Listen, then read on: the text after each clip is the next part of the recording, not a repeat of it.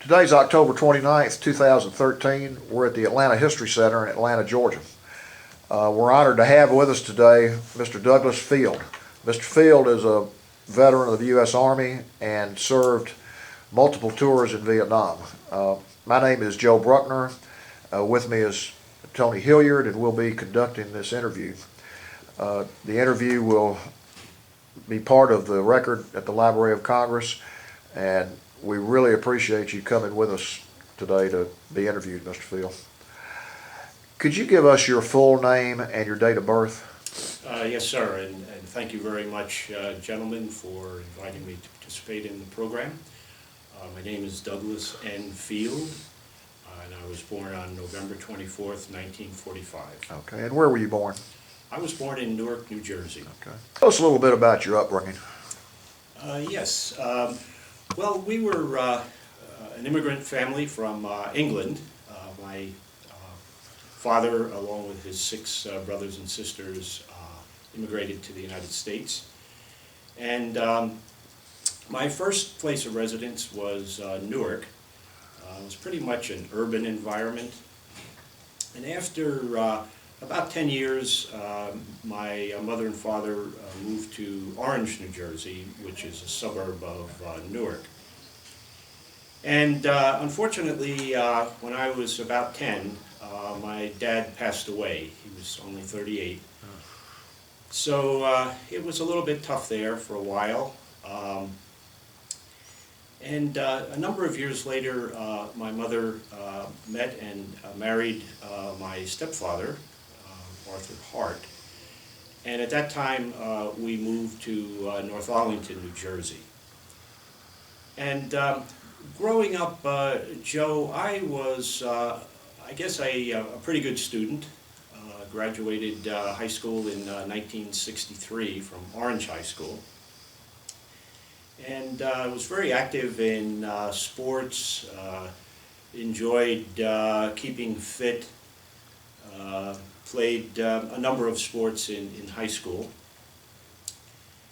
And I was fortunate enough to have received a scholarship to Rutgers University, which is the state university for New Jersey.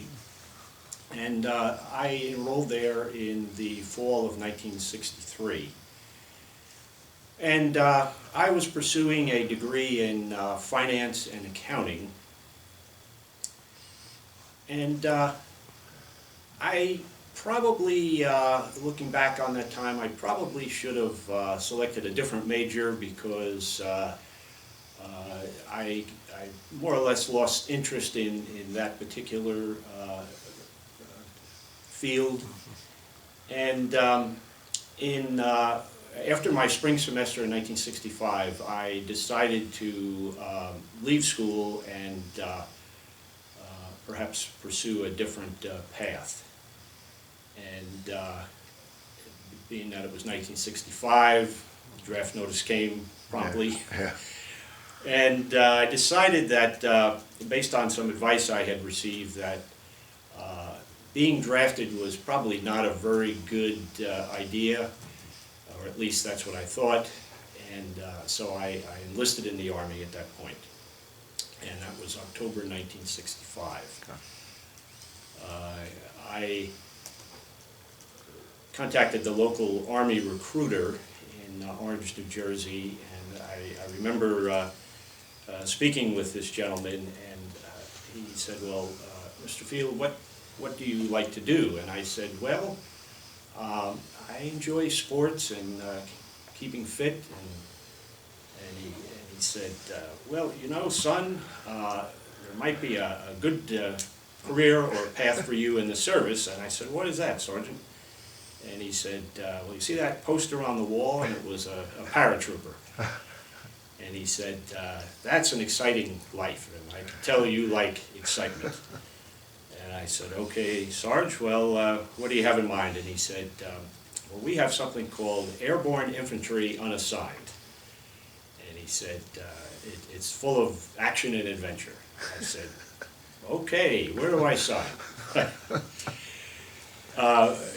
I look back on that, and I'm sure that there was a little something in the sergeant's paycheck for finding somebody that was willing to sign up for an airborne infantry assignment.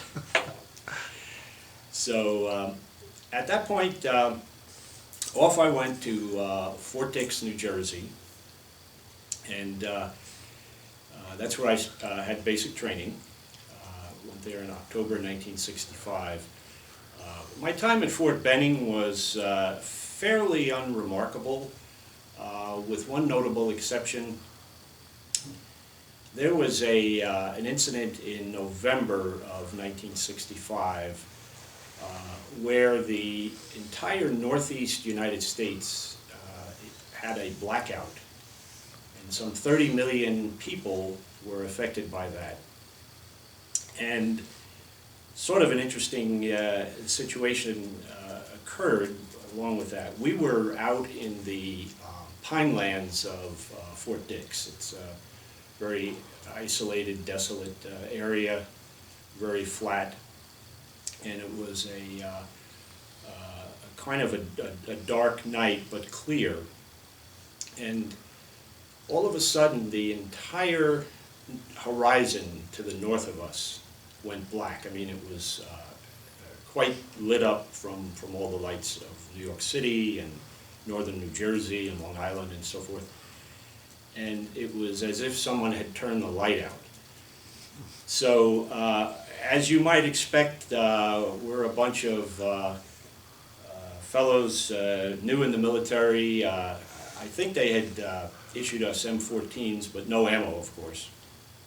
And the rumor started to spread that the Russians had landed in New York, and that they were going to load us on deuce-and-a-half trucks and drive us up to New York, issue us live ammo. And here we had hadn't even been out to the rifle range yet. So that particular story kind of settled down a bit, and then the UFO rumor started, that there were UFOs had landed up in New York and had caused this immense blackout. But as history shows, that was not the case. It was actually human error. Somebody had flipped the wrong switch, and 30 million people found themselves in the dark. But so the rest of basic training was fairly routine, in that I was in reasonably good physical condition. I didn't find that I had been challenged a great deal. So my next training assignment was Fort Gordon, Georgia, and I attended what was called Advanced Airborne Infantry Training. AIT. AIT, yes sir. That was a 9-week program, and my MOS that was assigned to me was 11 Charlie, which is a mortar MOS. So I trained on the 81 millimeter mortar, and that was kind of interesting because here we were, a bunch of civilians that could barely walk and march straight, and learning how to fire the 81 millimeter mortar was actually fairly complicated, and it involved a 3-man crew, and some of the fellows caught on pretty well, and some of us caught on not so well. But actually, I did pretty well. I made expert with that. But so during our time at Fort Gordon, most of the training, as was the case with the basic training, the training was really kind of left over from the Korea and World War II era. So we didn't really get much training to prepare us for what was coming later on. Yeah. But nevertheless, completed that. And then my next stop was Fort Benning, Georgia, where I was enrolled in the Army's jump school. And that was probably more difficult than anything I had experienced before, and I believe that that training was made a little more rigorous by the instructors, because they were really looking to see who was going to cut it as a paratrooper.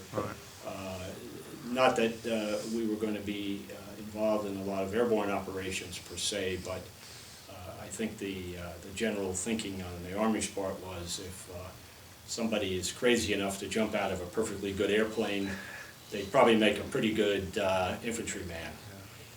So the PT and to some extent the DIs harassing us a fair amount was designed to see who would make it and who would wash out. So I again did well and had no problem with graduating.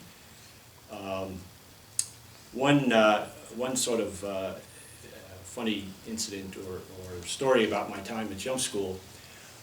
As a young man growing up, I had never even flown or been in an airplane in my life.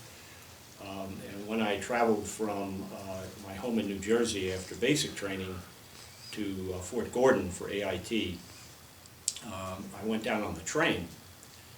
So when I got to jump school and completed the first 2 weeks of training, and then I was, of course, the last week is when you make your 5 qualifying jumps.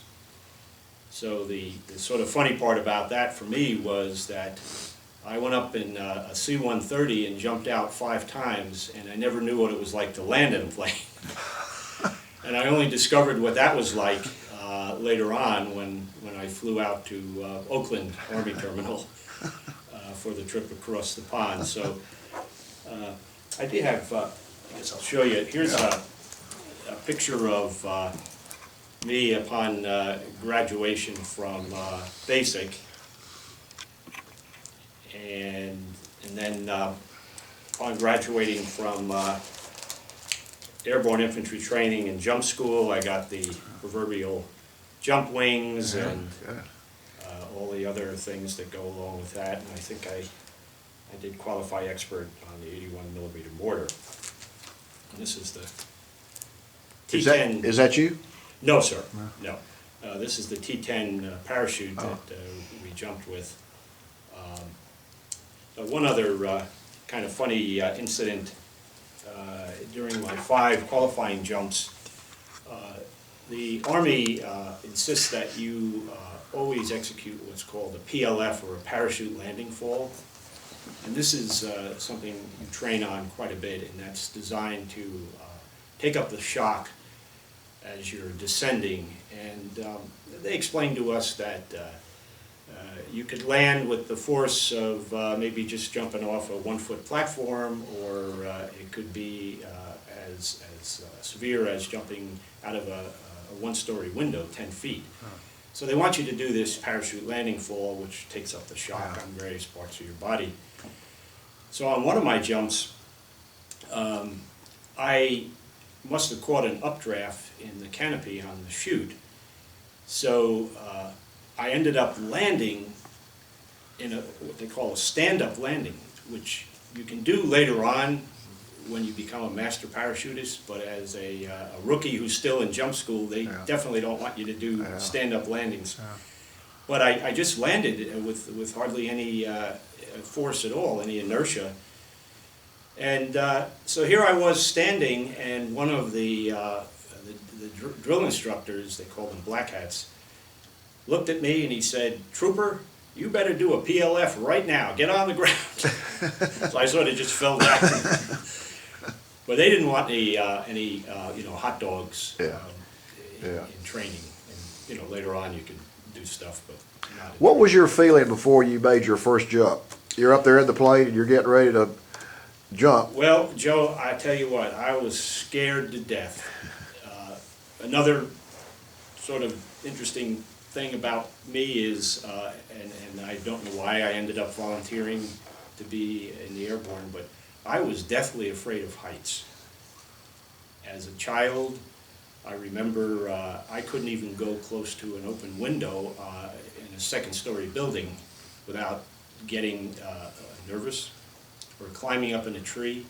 I remember once I climbed up in a tree and I couldn't bring myself to get back down. I was hugging onto the to the tree trunk. So I was scared, no question about it. I was scared the next 4 times, but I forced myself to do it, and I guess the rest is history. So, I guess that now takes me to a leave that we were given. Oh, I'm sorry, let me back up for one other quick anecdote. At the end of jump school, we were given this, what they call the dream sheet, and we could indicate where we wanted to be assigned. Now, most of us were very realistic about what was going to happen. We had been to Airborne Infantry Training, we'd been to jump school. At that point, we knew the 101st had a brigade over in Vietnam. The 173rd Airborne Brigade was already there. So most of us assumed, rightly so, that we would be off to Vietnam. But there were a number of fellows in the class who indicated they wanted to go to Germany or Hawaii. That was really dreaming. Or Fort Bragg, the 82nd, 101st still had 2 brigades at Fort Campbell. So prior to us shipping out, we had originally been issued white underwear. This is back before the days, I guess, they started issuing OD underwear. And the cadre came and said, "All right, men, turn in your underwear. We're going to wash it for you." And we said, "Wash it?" We were already doing that on our own at that point. Okay.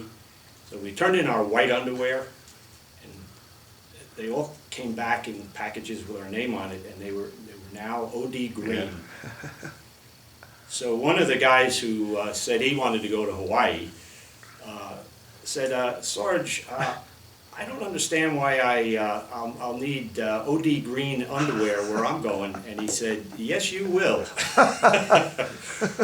So we all found out that I think the entire, there were 2 classes of 400, the entire 800 of us were assigned to Vietnam. So we... What was the reaction when you realized that? I mean, I know you didn't know 100%, but what was the general reaction among your comrades?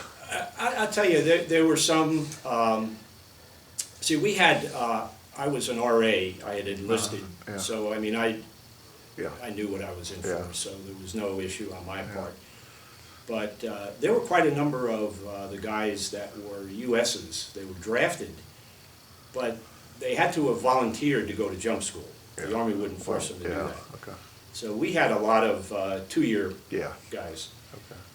I suspect some of them weren't too happy, but you know, after you've gone through all that training and you have your jump wings, you know, everybody's you know, full of vinegar and you know, nobody wants to look like they're scared, like when we were making the jumps. You know, your stomach is upside down, and everybody's sitting there with sort of a smile on their face. Did you have much information coming in about what was going on over there at that time, late '65, early '66? Tony, I don't recall that we were getting a lot. I knew that the cadre in both that AIT training I went through and jump school seemed to be very intense about the training and you know, making sure everybody was doing everything letter perfect, because you know, later on, if you don't do it exactly right, you're going to end up in the wrong place. So, but I don't recall. See, I graduated from jump school on St. Patrick's Day, 1966, March 17th, excuse me, and. You know, things were just starting to build up at that point, so we didn't get a lot of information. So prior to actually shipping out, I had the usual 30-day leave. And I guess that was bittersweet for my family. Yeah. My mother particularly was quite worried. As I mentioned earlier, she had remarried, and my stepfather had a son and a daughter. He was a widower. Okay. So we were sort of a combined family. Yeah. And my stepbrother, who was a couple of years younger than me, served in the reserves but never went to Vietnam. Okay. So I don't remember much about that particular leave. I suspect I was trying to keep everybody kind of Yeah. calm, you know, Yeah. and trying to remain calm myself. Right. Yeah. So, roughly around April 20th of 1966, I flew out to Oakland Army Terminal, went through a number of the shipping processes, you know, where you're in formation and call your name, and, Yeah. and then the next morning you're on a plane. Yeah. So I spent a couple of days there, and eventually flew over to Vietnam, stopped in Alaska and Tokyo, Okay. and 19 hours later arrived in Vietnam. Yeah. That was quite an experience, as I recall. I remember getting off the plane and just being hit with this wall of heat and humidity, and we rode on buses that had the windows were all covered with wire, so I guess nobody could throw any explosives in the bus. And then arrived at Camp Alpha, right near Benoit. Spent a couple of days there. I remember an incident where I guess the camp got attacked, and there were some guards there, but not too many, and there was quite a bit of firing going on. And of course, we hadn't had our weapons issued yet, so we were all a little bit nervous about that whole situation. I guess so. Yeah, but I don't remember that any casualties occurred. Yeah. So I already knew I was heading for the 101st. The 101st had a base camp in a seacoast town called Phan Rang. It was also a very large Air Force base there. And while I was there, they had this training called P-training. It was a 5-day course. And you know, I remember walking in the front gate of that post. It had just been built, so it was a very rough type of camp. But over the front gate, they had a sign that said, "This is your rendezvous with destiny," which is the 101st motto. Yeah. They have no. Their saying was, they have no past, they have no future. They just have a rendezvous with destiny. Okay. So there was also a sign that said, "Stay alert and stay alive." I remember that. So we had this 5-day course, and that was designed to get us ready for what was in store for us. And it was a lot of live fire, some night patrols, but again in a very safe area. Yeah.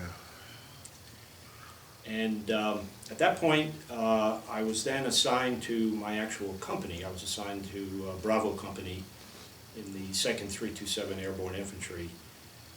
And because my MOS at that time was 11 Charlie, they still had a Mortar Platoon at that point. So I was assigned to the Mortar Platoon.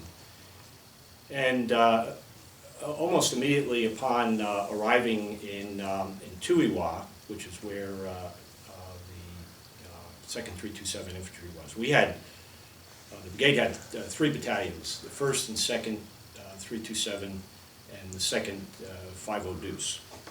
So it was one brigade The other two brigades of the 101st were still back at Fort Campbell, Kentucky.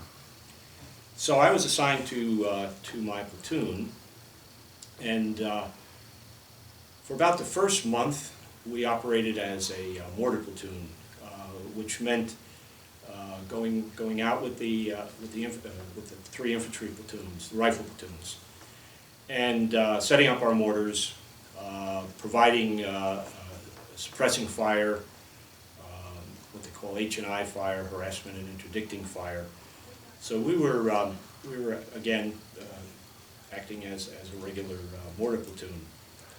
A couple of things happened while I was in the mortar platoon, sort of interesting. One was almost every night we would be firing our mortars at different points out in, and of course we're way out in the boonies at this point, the Central Highlands, 2 Corps.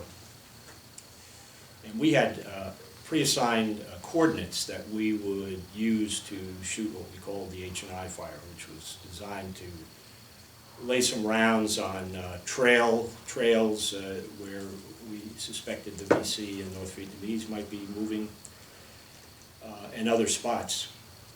Well, the mortar rounds that we were using were apparently left over from Korea in World War II. Huh. And the mortar rounds had these plastic charges on the bottom, and when you drop a round in a tube, the firing pin goes off, and it's supposed to ignite these charges, which causes the gas to shoot the mortar out of the tube.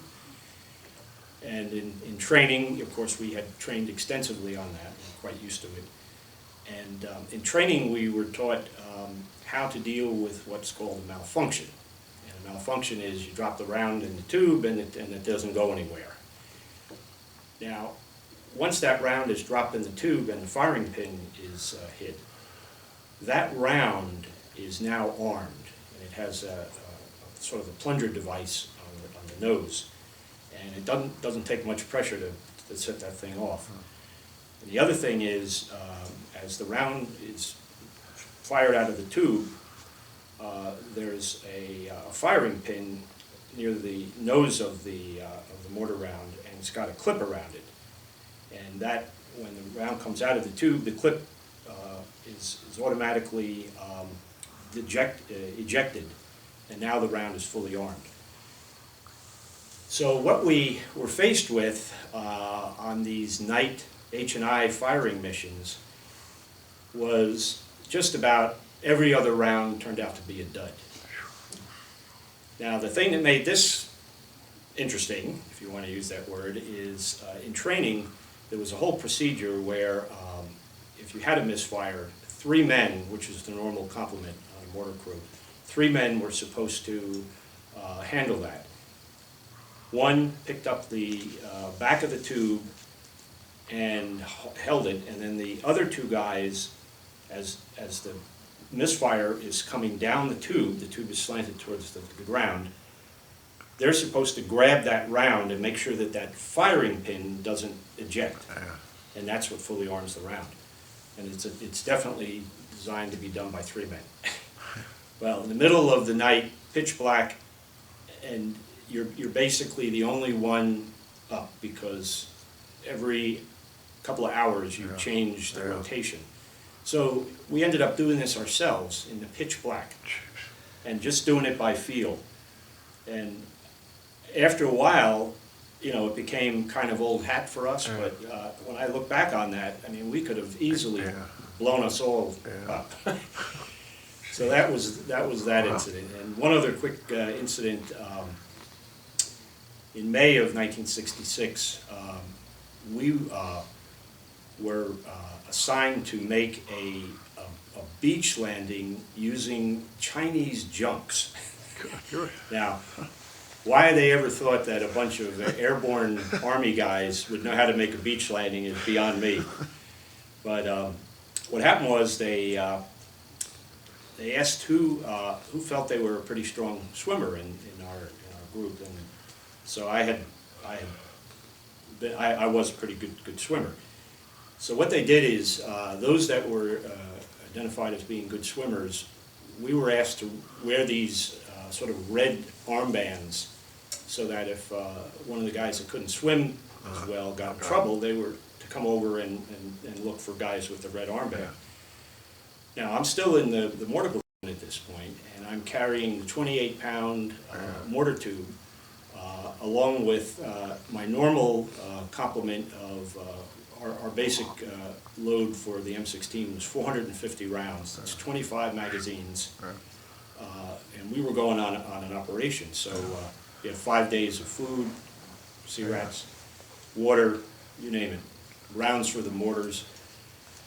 So the deal was, we would come in on these Chinese junks, and it was supposed to be low tide, and the water should not have been above our waists. And then we were going to wade on in and then attack this village, which was designated as a VC village. Well, I don't know what happened, but this was all done at like 5:30 in the morning. It's still kind of dark, and I don't know what was going on, but we were all told to get off the boats, and I jumped in the water, and it turned out the water was about 8 or 9 feet deep. I mean, it was over my head, and I have well over 100 pounds of equipment and mortar tube and weapons and you name it. Well, not only that, but a bunch of the guys that couldn't swim saw my red armband, so I had 2 or 3 guys holding on to me. And somehow we all managed to make it to shore. And nobody drowned, fortunately. And Wow. yeah, so that was sort of a interesting thing that we had to talk about. I mean, this is a detail, but what were you wearing? What type of attire? Oh yeah, well, we wore jungle fatigues. As you jumped into the water? Yeah, oh yeah, okay. yeah. We had just regular jungle fatigues.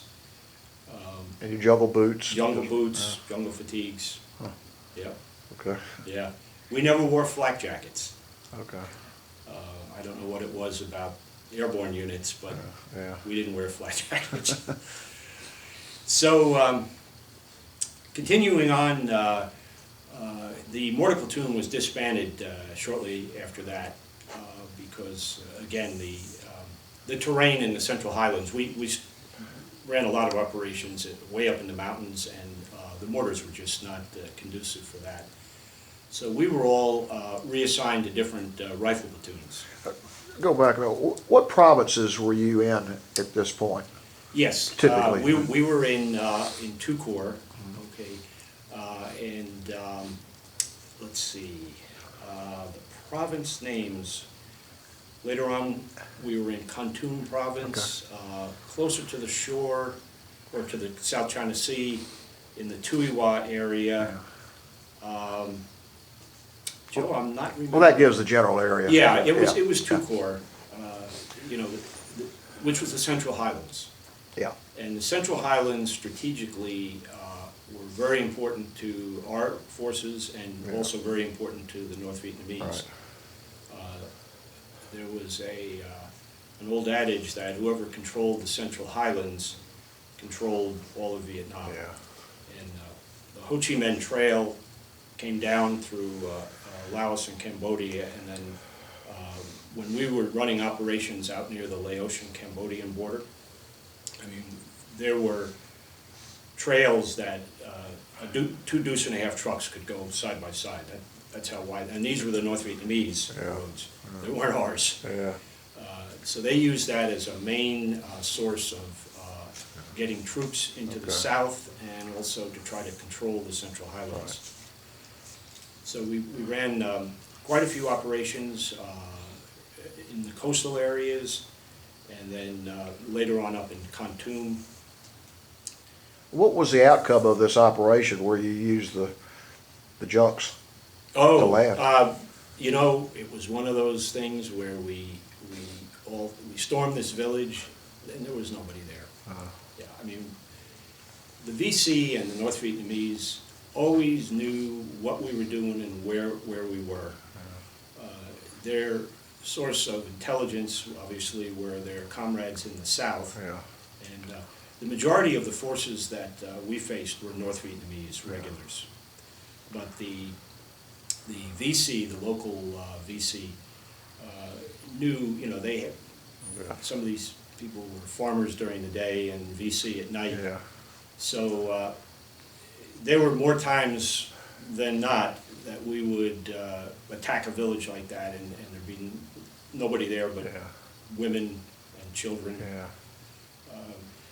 The problem we would have is they always, when they went on the offensive against us, it was generally by complete surprise.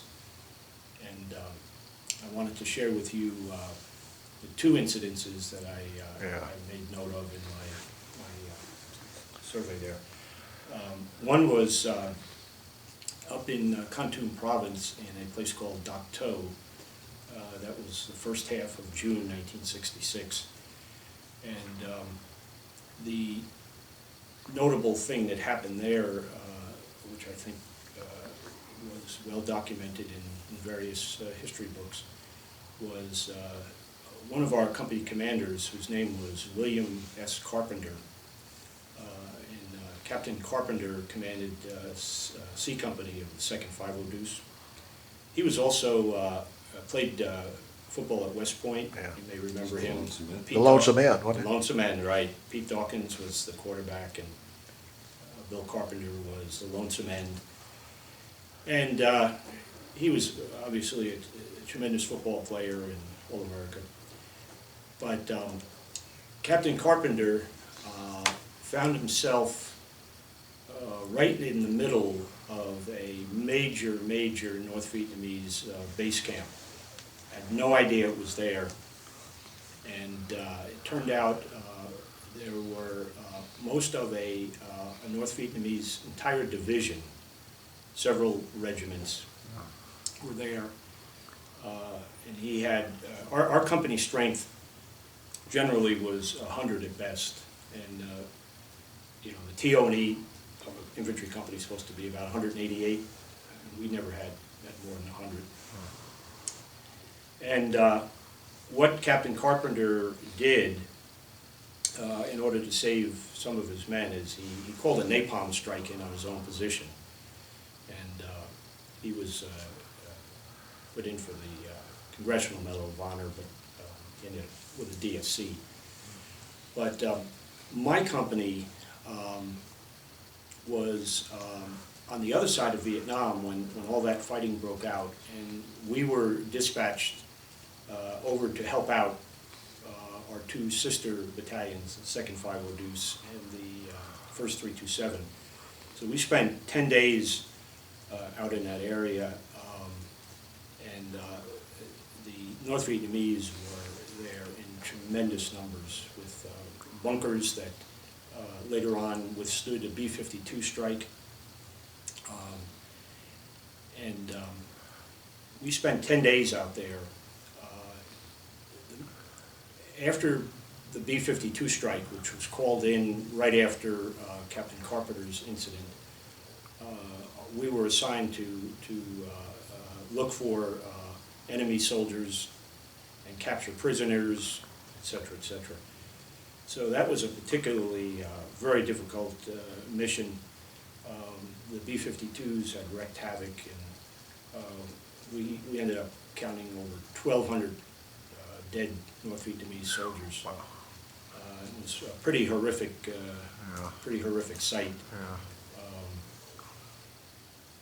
So at the end of that 10-day period, and by the way, later on, all of the units involved with that incident were awarded a Presidential Unit Citation, which, as you know, is the highest unit award. Yeah. So at the end of that 10-day period, we were going to stay out there and continue operating in that area, but then our two sister companies in the 2nd 327, A and Charlie Company, who were back in the Tui Wa area, ended up involved in another big battle with another North Vietnamese. This time it was probably 2 regiments. I think the 95th NVA Regiment So when we got word that A and C companies were in deep trouble, we were then loaded onto C-130s, flew back across the country to the Tuiwa airport, disembarked from the 130s, and then boarded Hueys to fly out to where this battle was going on in a village called Trung Long. And we didn't even have a minute to figure out what was happening. They just flew us right out, and we were supposed to land on this one finger of a hillside, and that was supposed to be where the North Vietnamese were positioned down the hill, and we were going to fight our way down the hill and link up with one of our other companies going up the hill. Well, as it turned out, we landed on the wrong finger, and we were basically sitting ducks as the choppers came in.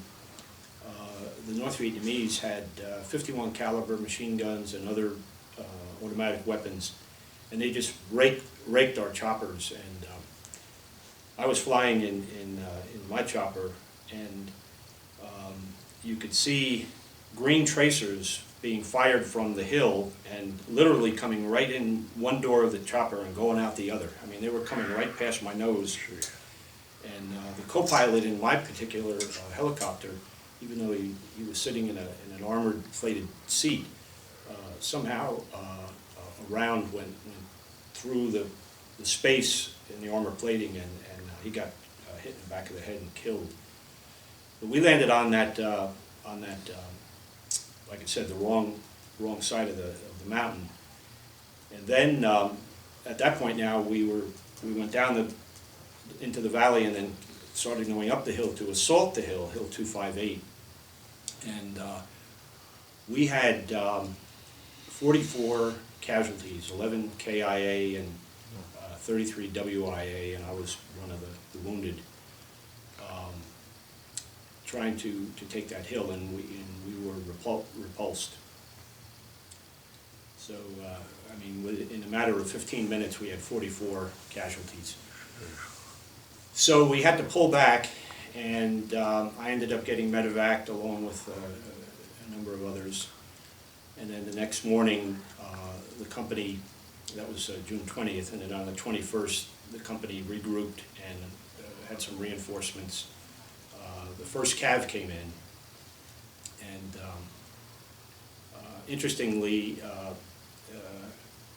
General Hal Moore, he was Colonel Hal Moore, commanded the 1st of the 8th Cav. He actually brought his people in to reinforce us. And years later, I ended up meeting General Moore and talking about that. It's quite it's a picture of me and General Moore here. Yeah, here's Hal. I bet that was an interesting conversation with him, wasn't it? Oh yes, yes. He's an amazing person. So that was Dak To and Trung Long, and another presidential unit citation was awarded to us.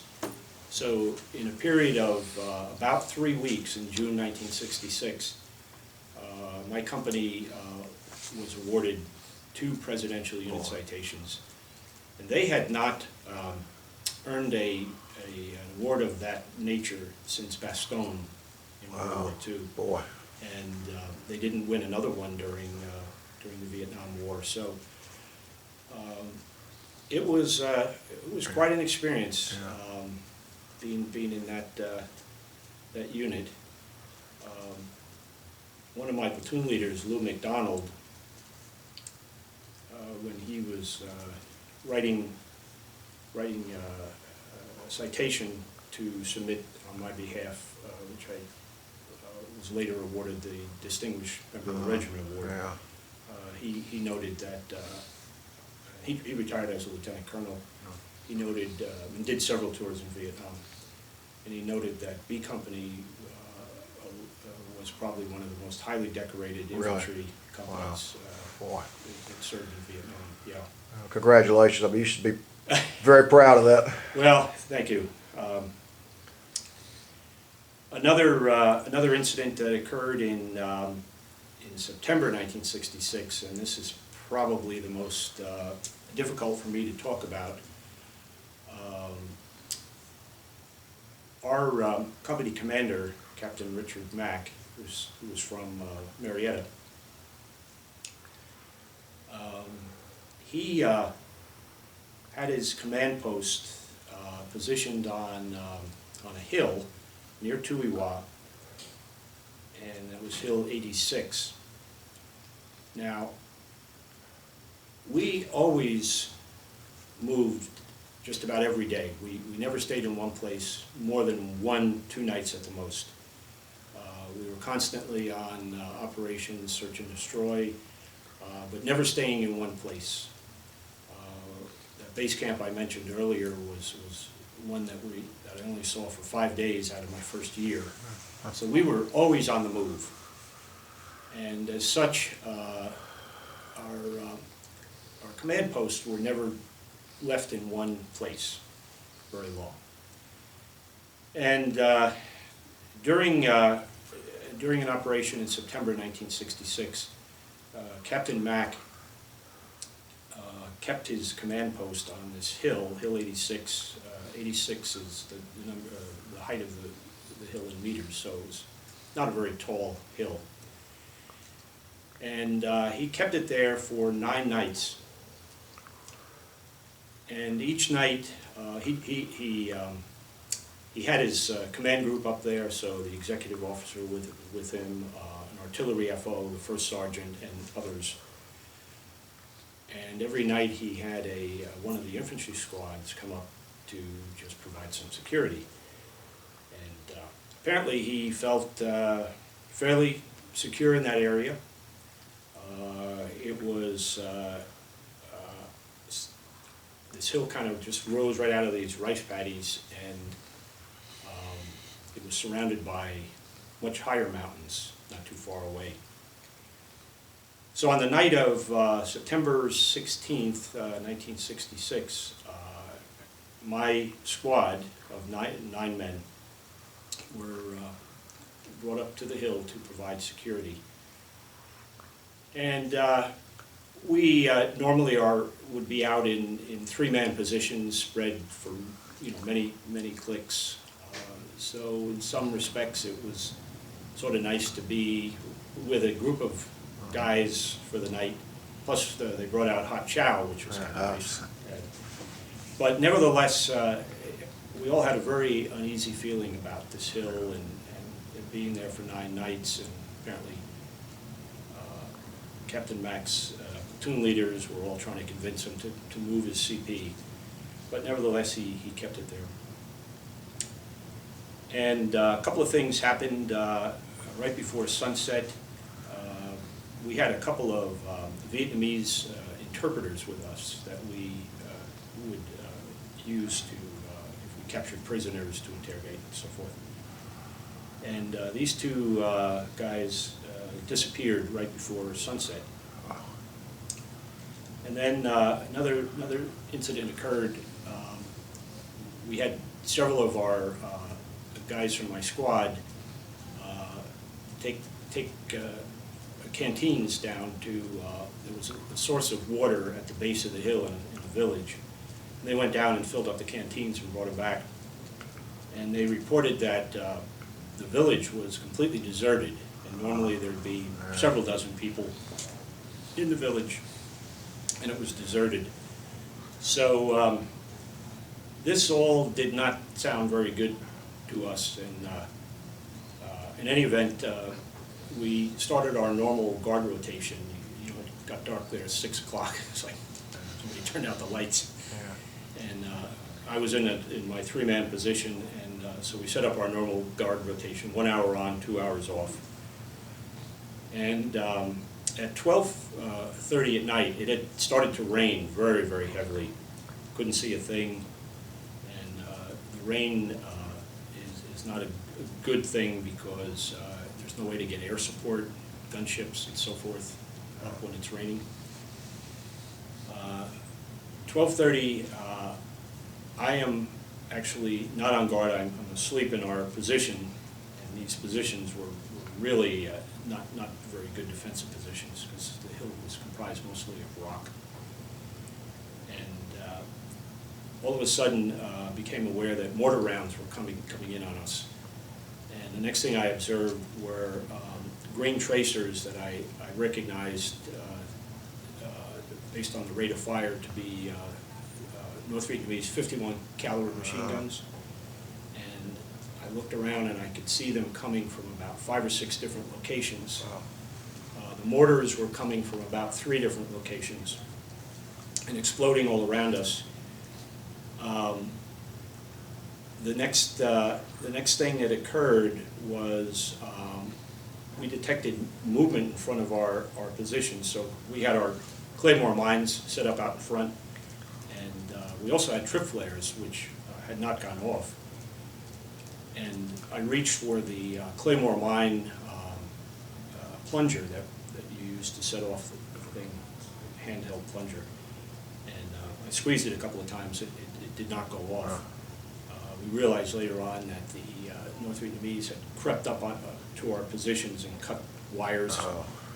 See, they had 9 nights or 8 previous nights and days to observe everything going on the hill.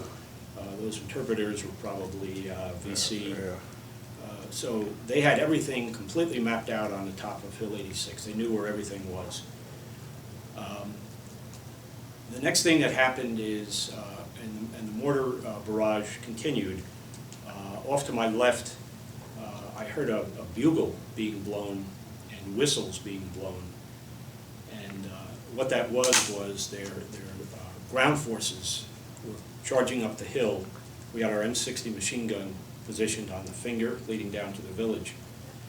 And somewhere between 125 and 150 North Vietnamese came charging up the hill, blowing bugles, whistles, and all we had was an M60 machine gun position with 3 of our guys there, and then another position between there and my position. So there were basically 9 of us trying to fend this off. Well, it turns out that most of our guys, and a total of 11 were killed, were killed by the mortars, and they were also throwing hand grenades up on the hill and satchel charges. So almost immediately the North Vietnamese were inside the perimeter, and I, along with the 2 other guys, were over on the right side, and became aware that we were being shot at from inside our perimeter. And it was not a large area, and there were North Vietnamese in khaki uniforms running everywhere and screaming and firing their weapons. And I had gotten wounded in the initial mortar attack, although not too severely. And then several other explosive devices blew up near me, and I had a fair amount of fragmentation wounds.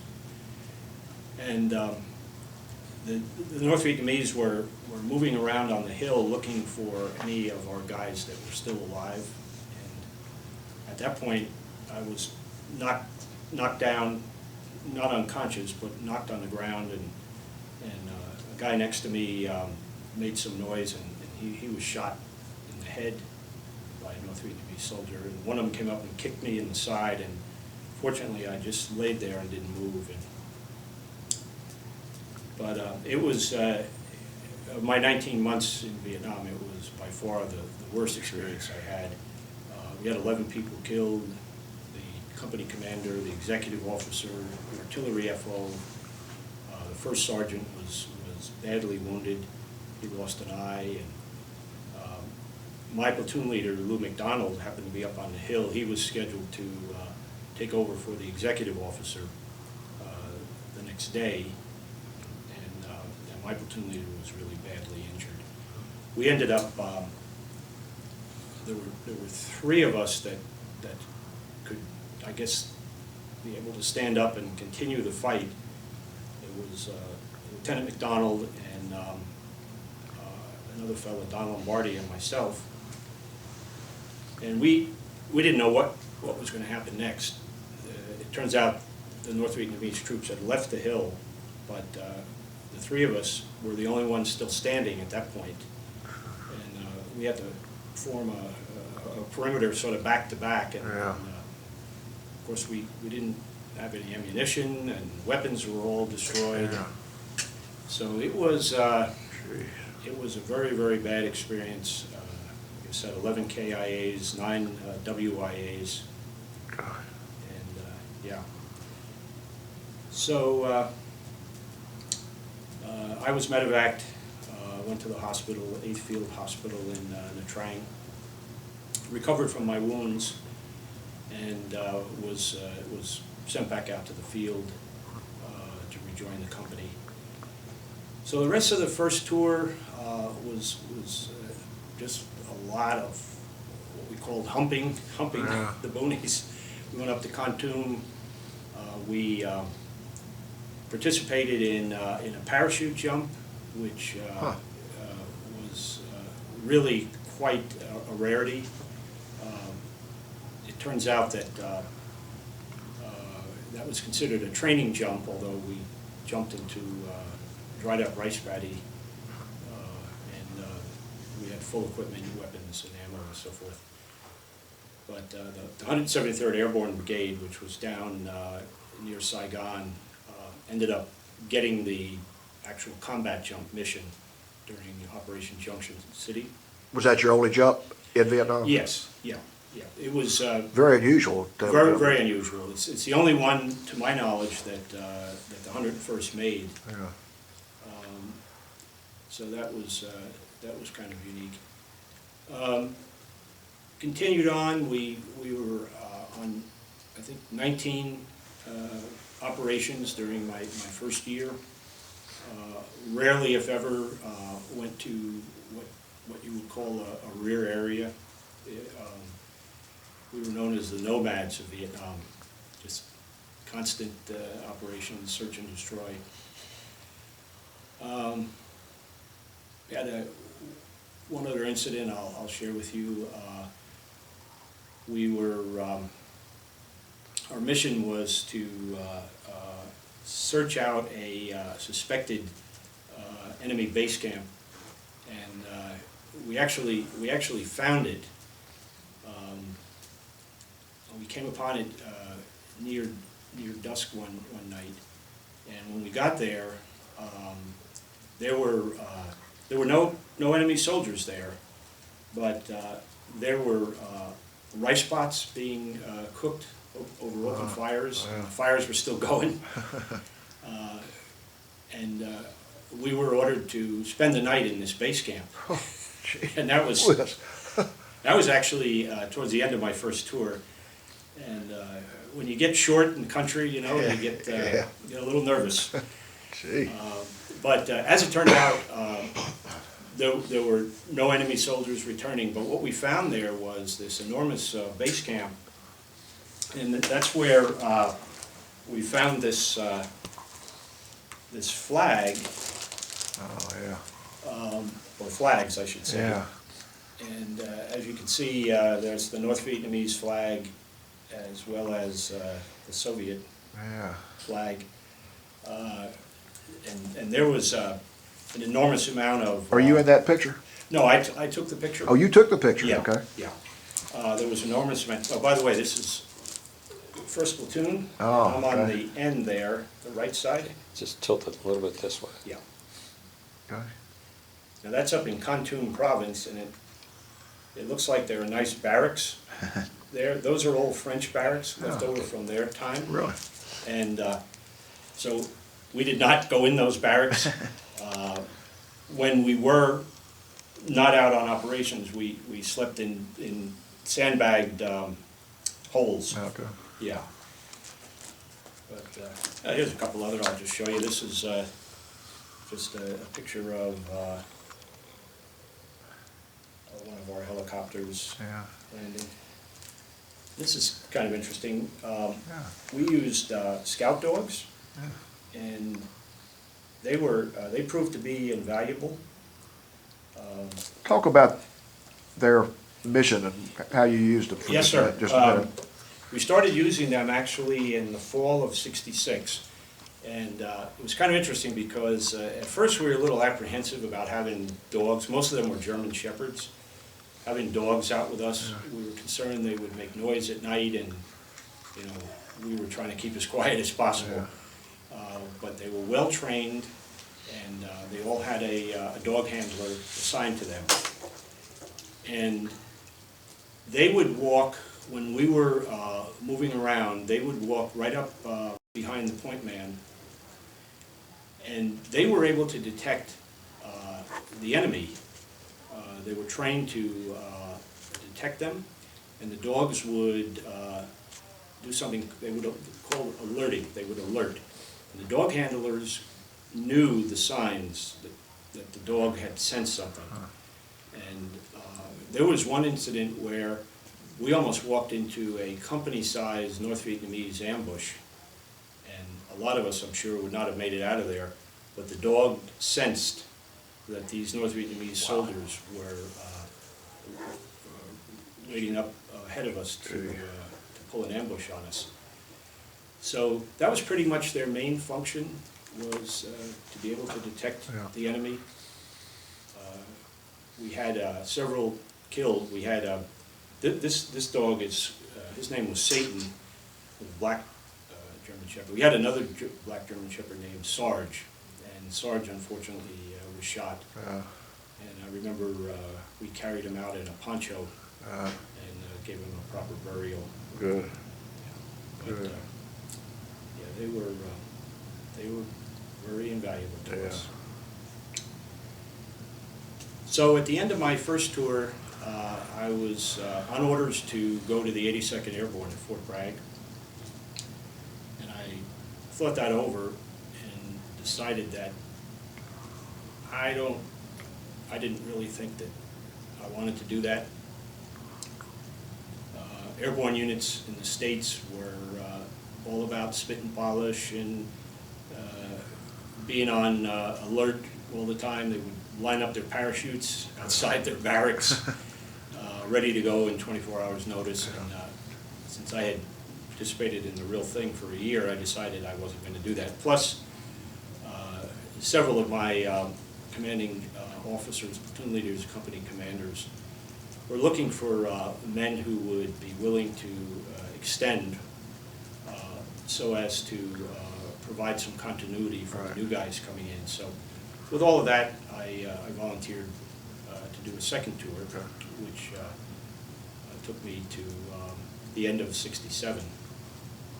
And so I came home on a 30-day leave. One kind of humorous incident involved with that. We were, or I was notified that there was a plane leaving to the States, and I was ordered to get myself down to Tan Son Nhut Air Base as quickly as possible, or you're going to lose your slot. Okay, I'm not going to argue with that.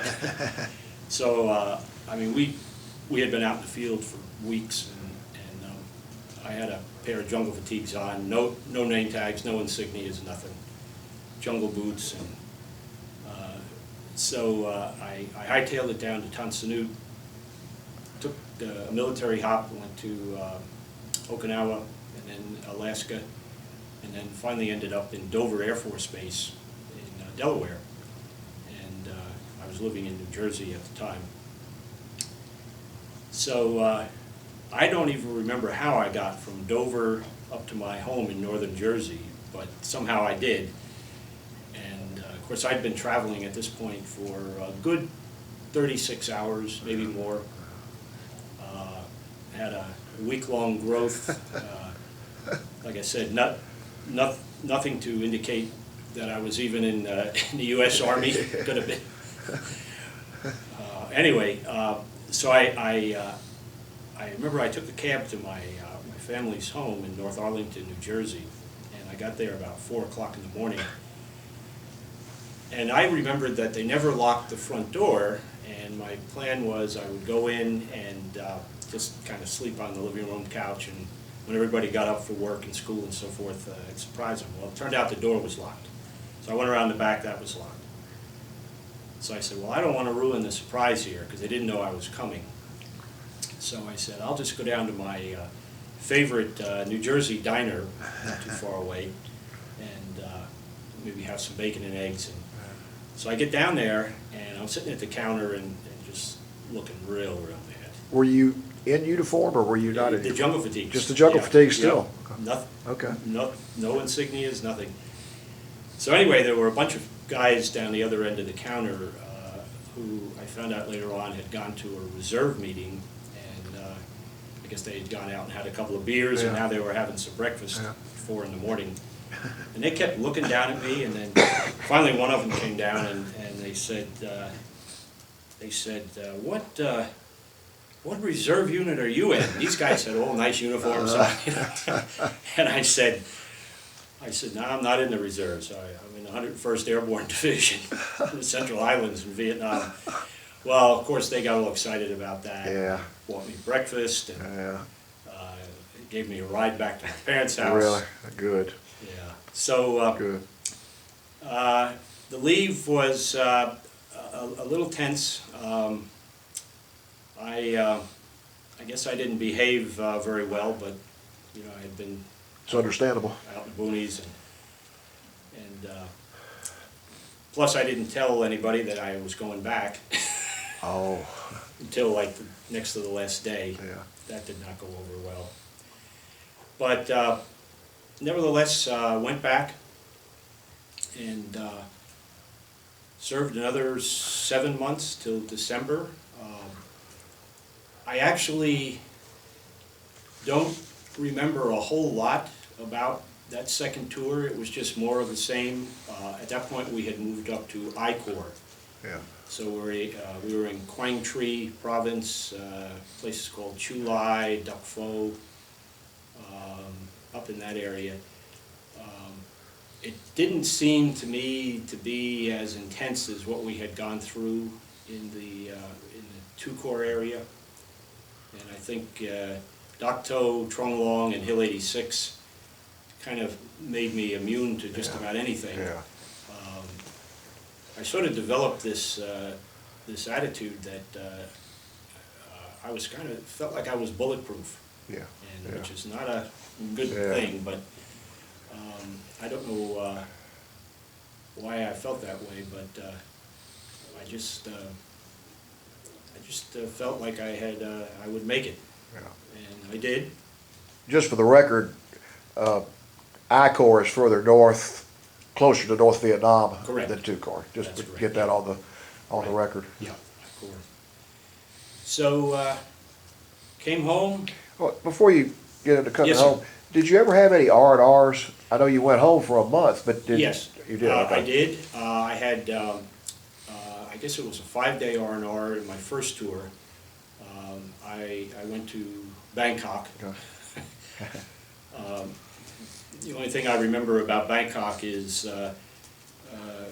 staying in a nice hotel that had clean white sheets and taking probably the first shower I had taken in many, many months. Yeah. And I remember the water was coming down on my head, and I looked at my feet, and there was all this brown liquid flowing off my legs, and Yeah. it was just all the Yeah. crud. Interesting. And then the second tour, they actually had something called an in-country R&R, and I think it was only 3 or 4 days, but I went to a place called Vung Tau, which is down on the coast there, and that was beautiful. I enjoyed that. But it was good. A very meaningful time of my life. I was 20 when I got there. Turned 21 and 22 in Vietnam. Experienced a lot of life in that short period of time, didn't I you? surely did. I surely did. And What was your feeling when you got on that plane to head home? oh man, it was a great feeling. But you know what, Joe? When I got back, Looking back on it, I understand now what was happening to me, but I didn't feel like I fit in civilian life. Yeah. In fact, I had this desire, and of course I was out of the Army at that point, but I had this desire to go back there, almost like I had unfinished business. Yeah. And actually, almost became a member of a certain government agency that were hiring people on a contract basis. Yeah. To go back to Vietnam as a civilian, Okay. working for this Yeah. agency. And it was a program that the government ran for several years, and it involved going out in the field with 5-man South Vietnamese teams and searching out the Viet Cong political entities. You know, the Viet Cong had a network of political people, and that was their way of winning the hearts and minds of the people. Yeah. And they probably did as much damage as the soldiers did, Yeah. because they turned the civilians against us. Was that similar to the Phoenix program with the food law? It was the Phoenix. It was, okay. And I went through all the interviews and actually had a letter of employment.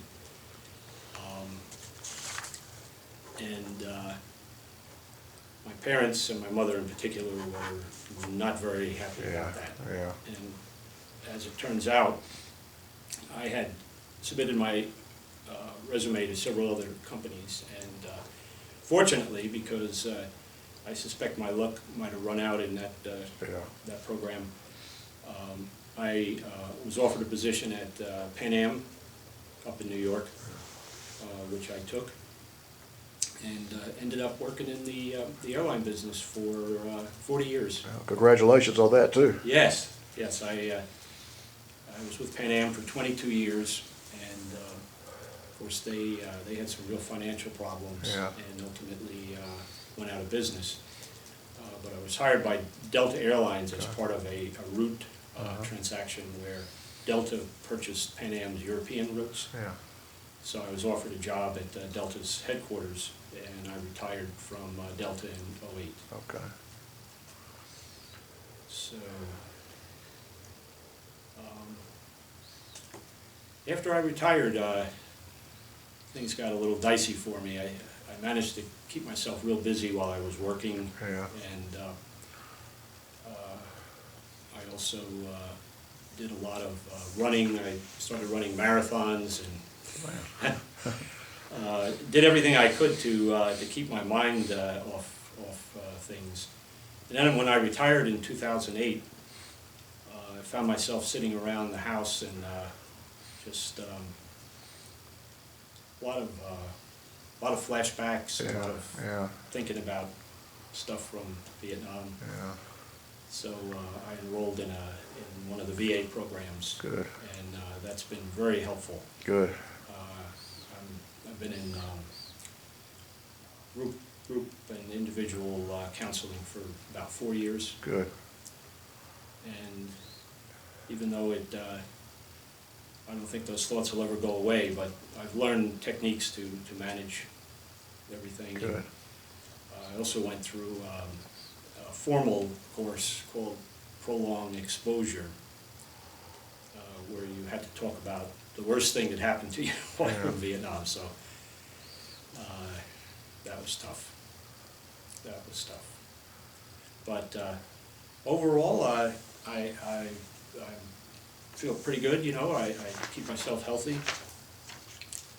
My wife has been very, very loving and helpful in helping me get through the bad times. Good. We have a son and a daughter, both of whom are married, Good. one grandchild. Good. Well, you do an incredible job of telling your story and sharing those experiences. Oh, I mean, thank you you. really do. Thank you. Now, are there any other pictures you want us to get on the record? If I may, just I'll just show you a couple here. You know, I mentioned the length of our operations. That picture on the top, that's me on the right. Okay. To give you an idea of what we look like after being out in the field for weeks, Okay. months.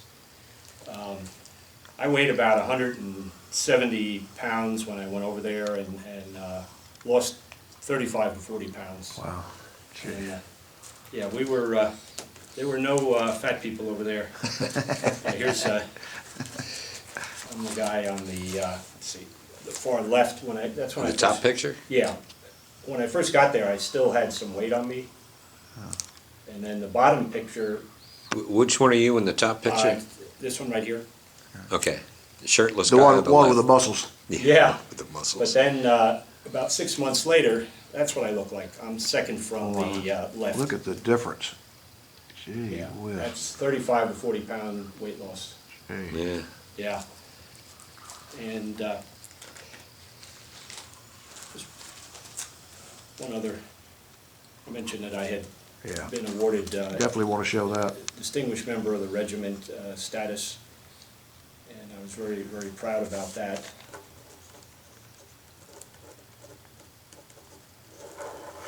Okay, and just, let's see.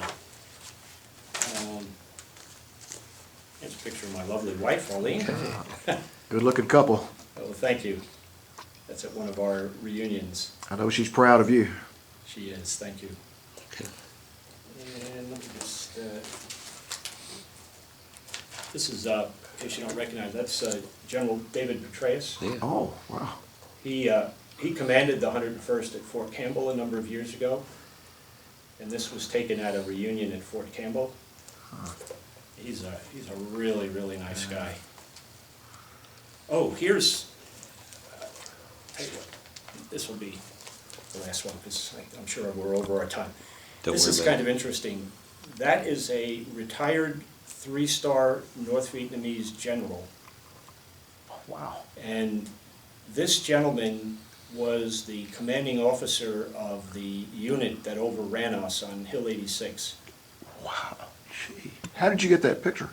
One of the guys that served at the same time I did,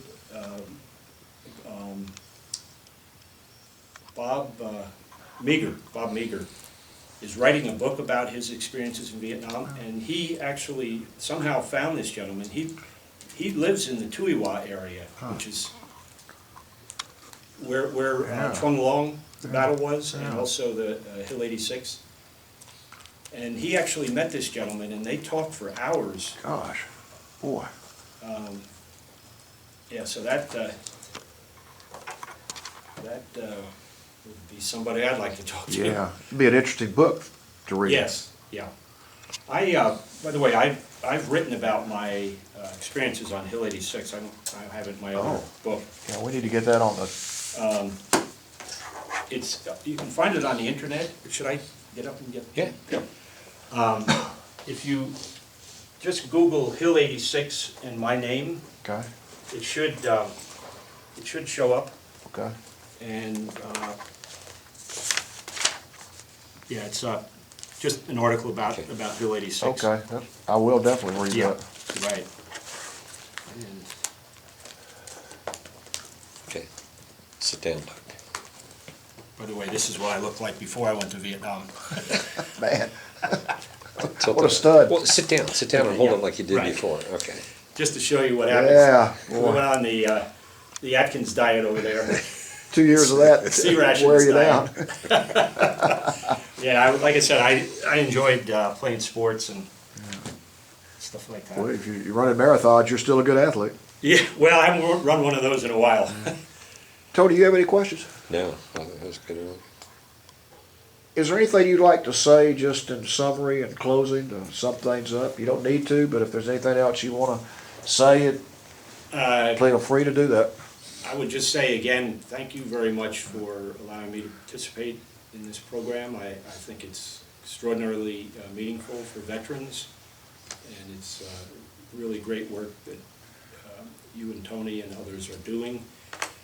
I was only in the service for 3 years, most of which I spent in Vietnam.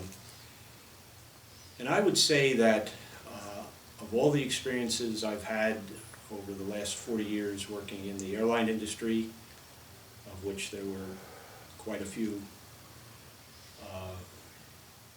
the thing that will always stand out in my memory and my mind is the time I spent in Vietnam with the 101st. Yeah.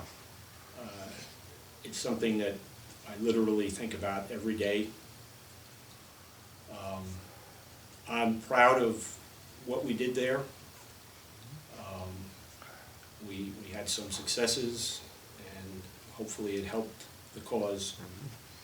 And I know the United States didn't actually achieve its ultimate victory, but I think we were there for each other. Yeah. You know, I made some very good friends there. Unfortunately, some of whom didn't come back. And one of the things that I try to tell myself is that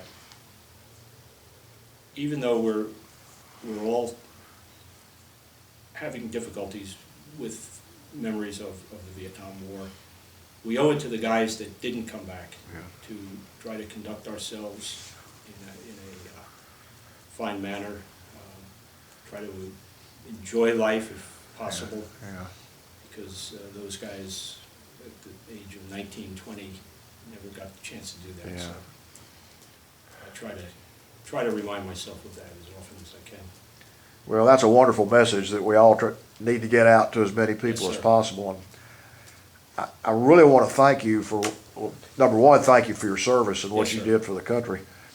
And number two, thank you for coming in here and sharing it. I mean, it's an amazing story. And we've conducted a lot of these interviews, but I don't know that there are many that involved an individual that was involved in more really hot action than you were. I mean, those are the type of battles that movies are made of. Yeah.